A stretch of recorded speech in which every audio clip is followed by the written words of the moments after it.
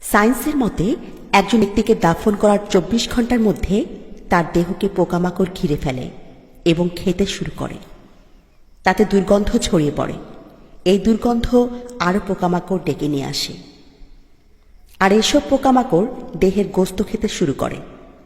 ৩ দিন পর নাক আর মুখের অবস্থা পাল্টে যায়। ৬ দিনে হাতের নখ পড়ে যায়। ৯ দিন পর মাথার চুল পড়া শুরু হয়ে যায়। মানুষের পেট ফুলে ১৭ দিন পর পেট ফেটে যায়।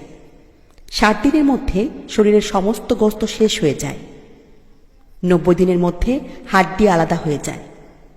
হিংসা, অহংকার, লোভ, মর্যাদা, বাদশাহী সব মাটিতে মিশে যায়।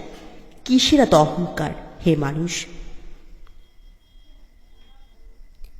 মাটি দিয়ে বানানো মানুষ একদিন মাটিতেই মিশে যাবে।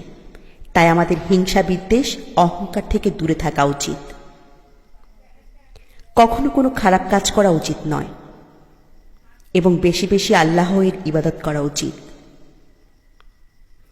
ভালো কাজ করা উচিত যাতে আমাদের কবরে কঠিন কোনো আযাব না হয়।